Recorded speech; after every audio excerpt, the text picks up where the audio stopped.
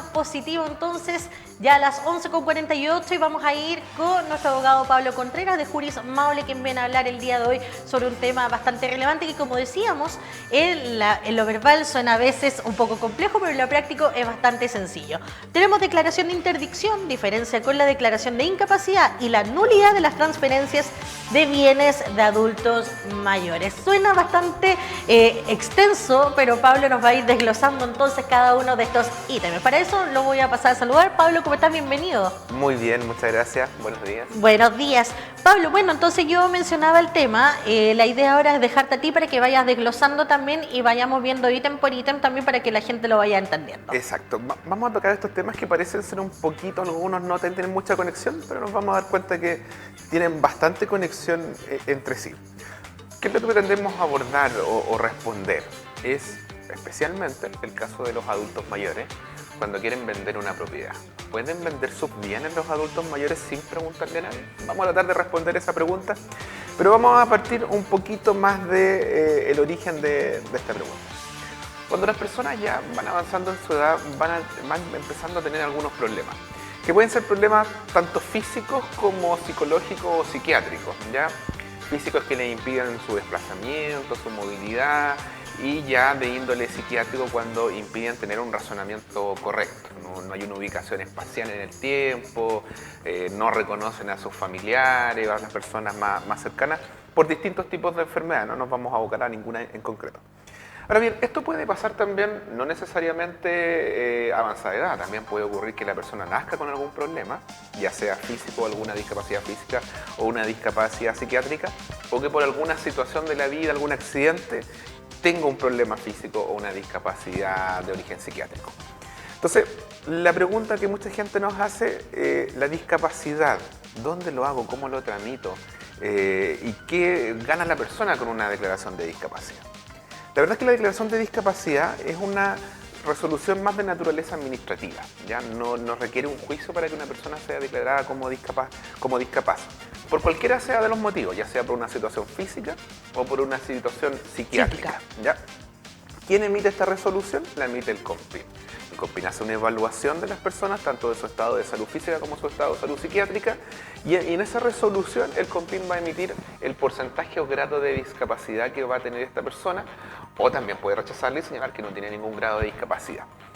Tenemos dos discapacidades que se tramitan distintos, a pesar de que el procedimiento es exactamente igual, pero tienen sus diferencias, que es la física y la psiquiátrica. La discapacidad física lo que requiere principalmente, esto para la gente que muchas veces pregunta que tiene una enfermedad, que ha tenido licencias durante mucho tiempo y quiere tramitar la discapacidad.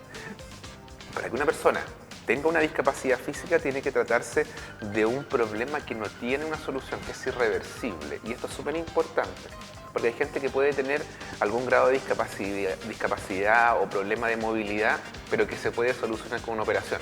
Y no se ha operado por distintas circunstancias, porque no ha tenido los recursos, por las listas de espera para operarse en el sistema público, pero eso no significa que se trate de una persona discapaz, sino que se trata de una persona que está pasando por una discapacidad pero temporal. Entonces, normalmente, cada caso igual hay que estudiarlo con calma, las discapacidades requieren de una situación permanente, que no tiene una solución en el mediano o en el corto plazo, ¿ya? Entonces, para que haya esta declaración tiene que ser una alteración física permanente en las personas, y si ese es el caso, el médico tratante los va a derivar al COMPIN para que les hagan distintas evaluaciones y exámenes, y el COMPIN luego determinará el porcentaje o grado de discapacidad que va a tener esa persona, ¿ya? Ahora bien, puede ser que ya no estemos en presencia de una discapacidad física, sino que de una discapacidad psiquiátrica. Aquí también, al igual que en la discapacidad física, se va a graduar. Y esa graduación va a determinar un porcentaje, y ese porcentaje va a generar cuáles son las ayudas sociales que va a poder tener esa persona. Sobre el 50% van a poder tener una pensión de discapacidad, que va a ser acorde al porcentaje de discapacidad que tenga. Puede ser una persona que tenga un 60%, va a recibir un 60% de la pensión, y otros que pueden tener el 100%. Cuando se trata de una discapacidad psiquiátrica, tenemos dos tipos de discapacidades psiquiátricas. Una discapacidad sobreviniente, que yo tuve un problema que hoy día me genera, o se me descubrió una enfermedad que yo no sabía que tenía, y finalmente esto me genera una imposibilidad para poder realizar mis actividades del día a día. Y no tiene, obviamente, una cura. En ese caso, también me va a tener que evaluar el COMPIN. Sin embargo, hay otras enfermedades que por su naturaleza el COMPIN no termina no evaluándola y basta con el certificado y los exámenes médicos más un informe del asistente social.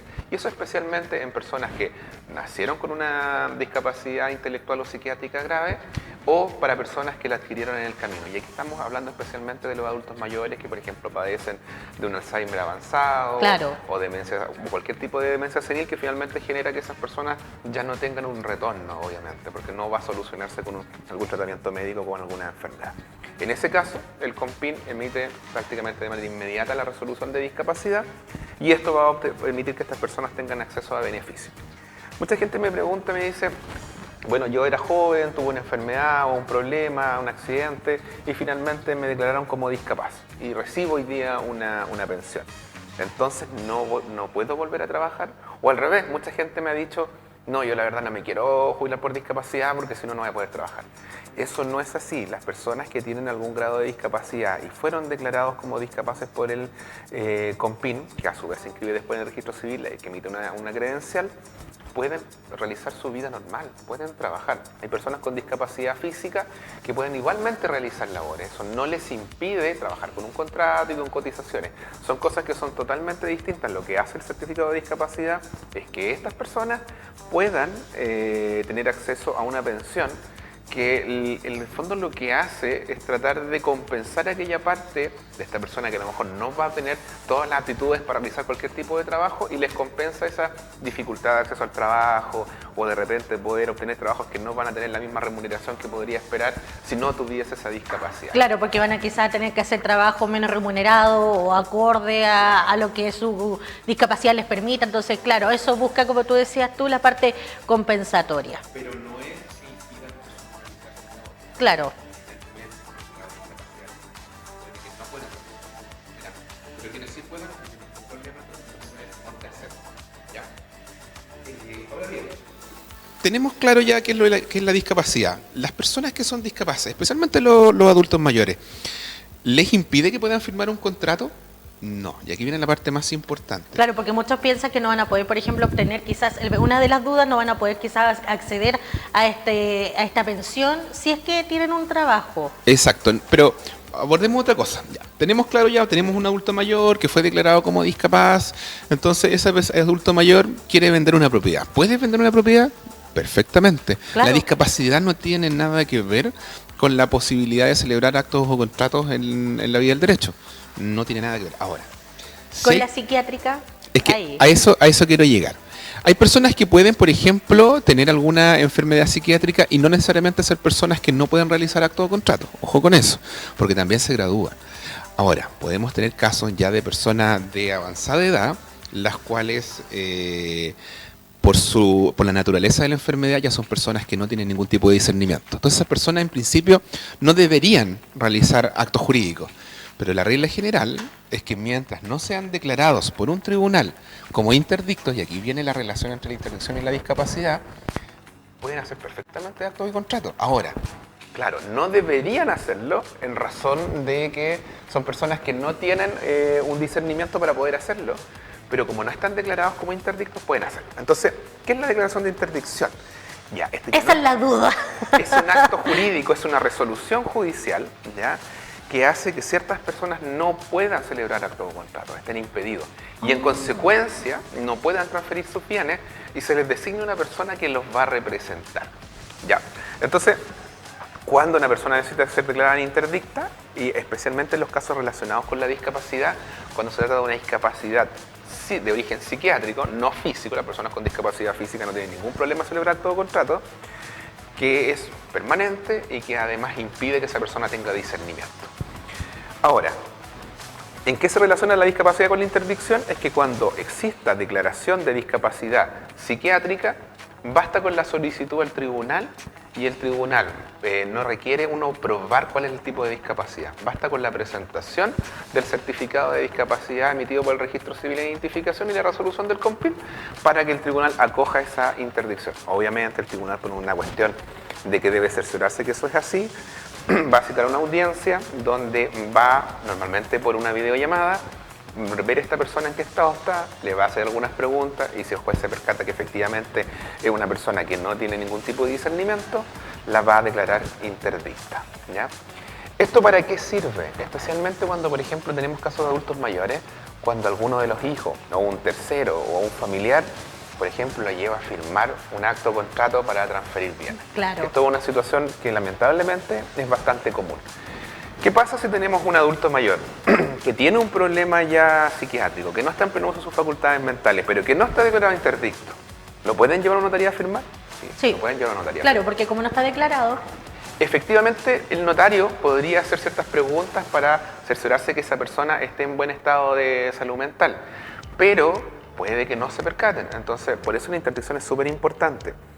Cuando hablamos de personas de mayores de 70 años, el notario igual les va a pedir un certificado médico que acredite que esa persona se encuentra en pleno uso de sus facultades mentales para poder hacer estos actos de contrato. El problema es que en mi experiencia he visto muchos casos en que igualmente tienen los certificados médicos. Y llegan con el certificado médico y por ende el notario no hace las preguntas de rigor porque hay un profesional médico que señala que la persona se encuentra bien y se hacen estas transferencias de estas propiedades o de los bienes en el fondo. Entonces, aquí es donde hay que tener cuidado. La ley no solo permite que las personas sean declaradas en interdicción cuando tienen una discapacidad psiquiátrica grave, sino que la ley impone como una obligación a los hijos y al cónyuge de estas personas realizar el trámite. No es una cuestión de que ya a lo mejor lo voy a hacer porque mi papá está mal, no, deben hacerlo. ¿Y cuál es la sanción si no se hace? La sanción puede ser incluso que los hijos sean declarados, en este caso, como indignos para suceder. ¿Qué es eso? La indignidad para suceder es un acto jurídico donde un tercero o un heredero puede pedir que sean los herederos realmente que tiene esa persona, que no pueden recibir la herencia de esa persona por haber cometido ciertos actos que la ley enumera taxativamente, y dentro de ello está no haber declarado interdicto a una persona que necesitaba ser declarada interdicto. Claro. Especialmente cuando producto de esa no declaración se produjo un perjuicio al patrimonio de esa persona. Entonces, ojo, hay que tener cuidado. No es solo algo que la ley permite hacerlo, sino que es una obligación que pesa sobre los hijos o el cónyuge que se encuentra en un buen estado de salud mental. Ahora, ¿qué puedo hacer? Y esta es una pregunta que nos hacen frecuentemente. Tengo un papá o una mamá que la verdad que quiere vender sus propiedades, o quiere vender una casa, o quiere vender todos sus bienes y ya es de avanzada edad. Entonces, ¿qué puedo hacer yo como hijo? La verdad es que aquí la pregunta que se tienen que hacer primero es, ¿su papá o mamá está mentalmente bien?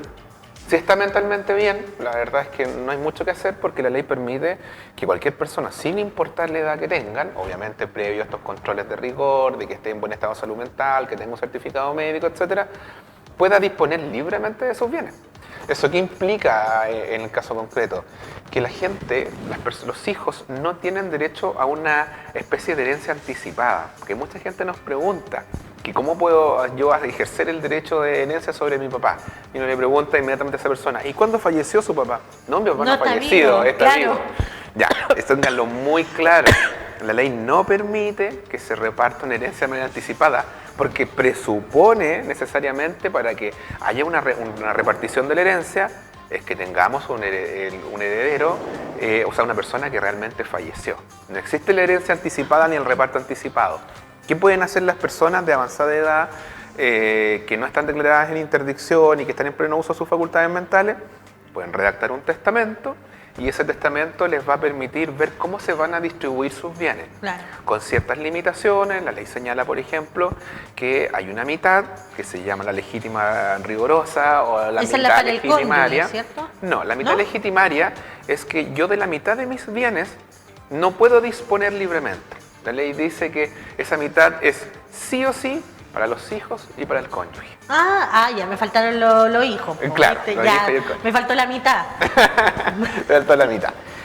Entonces, ¿qué ocurre? Que la otra mitad se divide en 2/4 partes, un 25% y un 25%, y así tenemos más el otro 50%, el 100%, que se llama la cuarta de libre disposición y la cuarta de mejora. ¿Ya?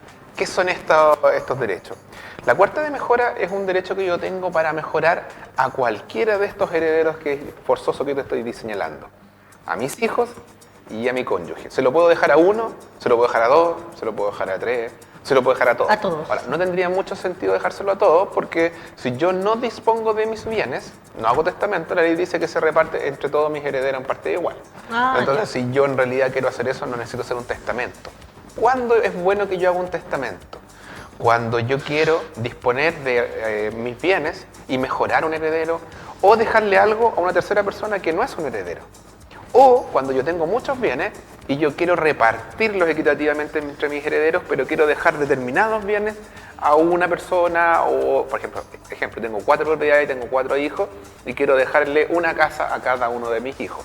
Y quiero dejar específicamente una a Juanita, una a María. En esos casos el testamento tiene utilidad. Si yo lo único que quiero decir es que quiero que entre mis hijos se repartan equitativamente, no es necesario un testamento porque eso es lo que dice la ley. En ausencia de testamento se va a repartir siempre entre los hijos y el cónyuge. Ahora, en ausencia de hijos serán los padres, en ausencia de los padres e hijos y cónyuge ya vamos a preferir a los familiares más cercanos, que pueden ser los hermanos, pueden ser los sobrinos, ahí habrá ver que entrar a distinguir cuáles son los herederos que vayan quedando, ¿ya? Pero la regla general, hijos y cónyuges. Es que se tiene que repartir en alguien finalmente. Claro. Ahora, ¿qué pasa? Y esto es una pregunta bien frecuente. ¿Qué ocurre si un hijo fallece antes de que fallezca el padre? Pero ese hijo tiene hijos. La ley dice que opera algo que se llama el derecho de representación. Los hijos de ese hijo, que vendrían siendo mis nietos, representan al padre en la sucesión, como si él existiera en el fondo. Qué bien igual. ¿Ya? Y no tocan el doble, ojo, si fueran 2 hijos, no toques que tocan el doble, tocan lo mismo que le hubiese correspondido a un hijo.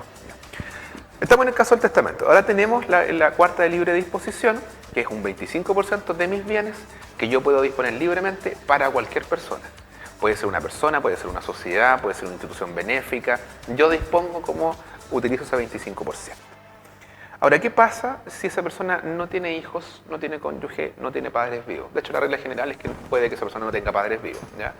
¿Puedo yo disponer libremente de mis bienes? Sí, yo puedo libremente disponer de todos mis bienes. ¿Por qué? Porque ya no tengo estos herederos forzosos. O sea, sí hay herederos, porque yo puedo tener a mi hermano, a mi sobrino, pero no son herederos forzosos. Los herederos forzosos son este grupo que yo te señalaba, padres, cónyuge e hijos. Si en ausencia de esas personas, yo puedo disponer libremente del 100% de mis bienes y puedo distribuirlos como yo quiera, no tengo ninguna limitación. Ahora bien, algo muy importante, el testamento produce efectos únicamente desde el fallecimiento de la persona. Esto es muy importante porque mucha gente nos pregunta, es que mi papá quiere repartir sus bienes en vida. ¿Puede hacer un testamento? Sí, pero eso no va a repartir los bienes en vida. ¿Qué es lo que la gente pregunta cuando me dice quiere repartir los bienes en vida? Lo que ocurre muchas veces es que el papá, antes de que llegue la herencia propiamente tal o su fallecimiento, quiere dejar este tema zanjado porque sabe que son temas complejos, que pueden haber disputas, etc. Entonces, ¿qué puede hacer esa persona? No se debería, pero jurídicamente muchas veces se hace. La persona empieza a vender sus bienes a sus hijos a través de contratos simulados.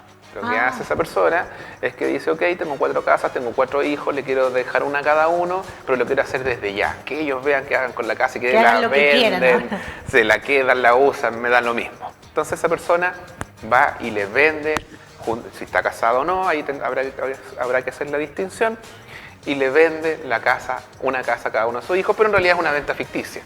¿Te acuerdas que conversábamos la vez anterior de que existían contratos que de repente son ficticios, que en realidad hay una compra-venta formalmente, porque la escritura, ¿qué va a decir? Que Juanito le vende a su hijo Pedrito una casa en 50 millones de pesos y que esos 50 millones de pesos se lo pagó con anticipación a la celebración de esta escritura. Pero en realidad Juanito no le pagó nada, se la estaba regalando. Y ese acto de regalo es una donación. Entonces, ¿cuál es el problema? Que estos actos son esencialmente revocables. ¿Por qué? Porque si yo le regalo algo a alguien, pero yo le coloco compraventa, estoy ocultando un acto. ¿Y cuál es el acto? La donación. Y yo puedo atacar ese acto contrato para dejarlo sin efecto. Pero si yo como papá, en realidad, junto a todo mi hijo y le doy algo a todo mi hijo... ¿Y están todos de acuerdo? Probablemente nadie va a reclamar. Porque ¿quiénes tienen derecho a reclamar? Los herederos que se fueron lesionados porque mi papá, antes de su muerte, vendió todo. ¿Cuándo se genera el problema? Cuando yo le digo a mi hijo Pedrito, tengo 4 hijos, ¿sabes qué, Pedrito? Te quiero dejar todos mis bienes porque tú eres el que más quiero, el único que te portaste bien conmigo. Así que mañana vamos a la notaría y te voy a vender todas mis propiedades. Y vamos y nos juntamos y le vendo todas mis propiedades o la propiedad que tenga. Se la dejo a Pedrito, pasa 1 año, 2 años, fallece en este caso el caballero porque los hijos no tienen por qué enterarse. Fallece el caballero, van a hacer la posesión efectiva a los herederos, van al registro civil y después van al conservador para averiguar dónde está inscrita la propiedad del papá y se dan cuenta que el papá no tiene propiedad porque se la transfirió a Pedrito, que estaba calladito y no había contado nada. Entonces, ¿puede ese acto o contrato dejarse sin efecto? Sí, a través de una acción de nulidad o de simulación. ¿Por qué? Porque lo que ocurrió aquí es que en realidad el papá no le vendió a Pedrito. Formalmente la escritura dice que le vendió y que le pagó X millones, pero en realidad ese traspaso de dinero nunca existió y lo que realmente quiso hacer el papá era regalarle a Pedrito. Entonces los demás herederos van a tener este derecho para hacer que este contrato o acto sea nulo. Pero si yo la verdad como papá, junto a todos mis hijos, están todos de acuerdo y a todos les dejo algo, probablemente nadie va a reclamar. Entonces no se debería hacer, pero comúnmente se hace para repartir esta herencia en bienes, que en realidad no es una repartición de herencia, sino que son una serie de actos jurídicos a través de compraventa que se hace esto.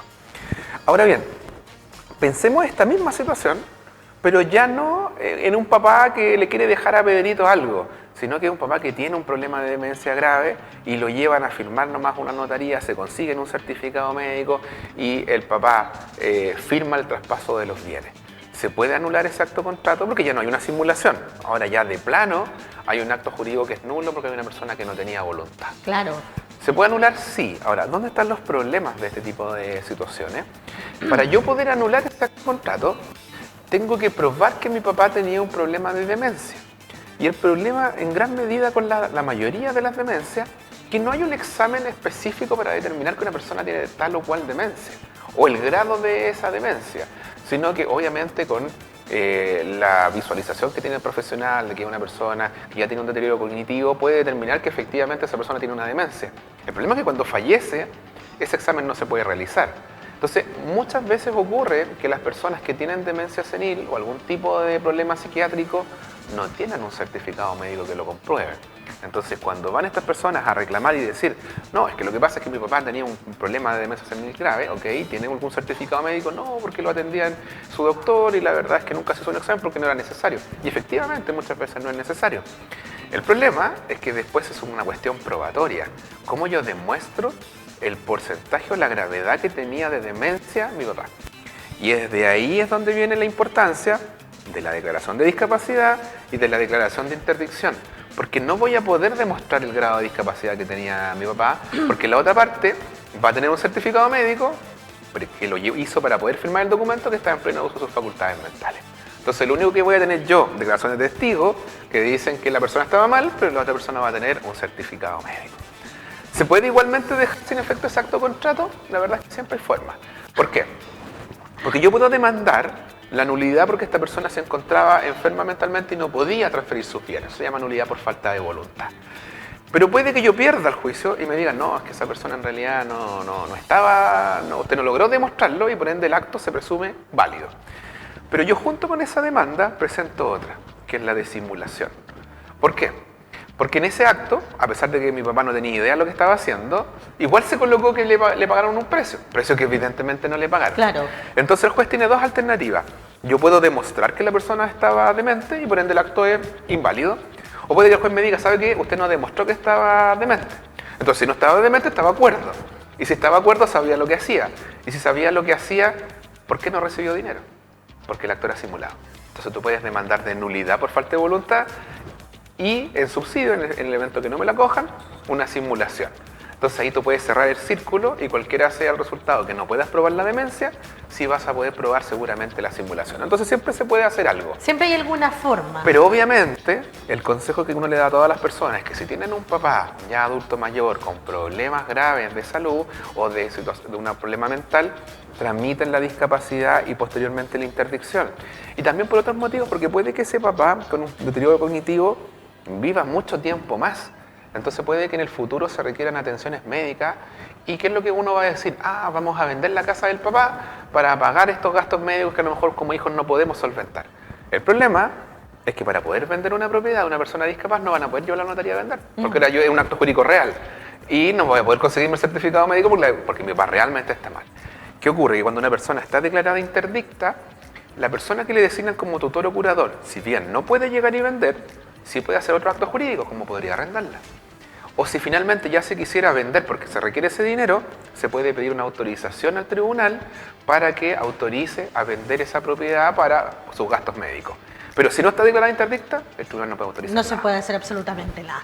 Oye, Pablo, en realidad sonaba bastante simple y a la vez complejo porque son varios aspectos que uno tiene que considerar. Exacto. Pero como siempre, cada caso es único y especial y ya nos pilló la hora. Me gustaría que hicieras un llamado nuevamente a la gente a que tenga una cita con ustedes para que en el fondo pueda también ir con su caso porque, como mencionabas, cada uno es un mundo y Exacto. ustedes lo tienen que asesorar de forma individual. Exacto, mira, nos pueden contactar a www.jurismaule.cl, ahí va a estar nuestra página web donde está nuestro número de teléfono, correo electrónico, nos van a poder enviar un mensaje de WhatsApp y van a poder agendar una hora con nosotros, nos pueden exponer su caso. Esta primera consulta es gratuita, ¿ya? Y si finalmente ustedes quieren tomar el caso con nosotros, podemos ver las formas de pago. ¿Ves? Así que eso, Pablo, bueno, volvemos a estudio, muchas gracias nuevamente por estar junto a nosotros, nos volvemos a ver si Dios quiere la próxima semana. Ok, muchas gracias, que estés bien. Perfecto, y de esta forma nosotros comenzamos a despedir nuestro matinal, muchas gracias por su sintonía, por informarse junto a nosotros, los invito a continuar con la programación de Canal 30, se viene también Voz Regional a las 14 horas, Mujeres en Sintonía a las 16 conmigo, para posteriormente entonces darle pase a Mati a las 21 horas en nuestra edición central de informaciones. Cuídese, abríguese que esté muy bien. Chao, chao.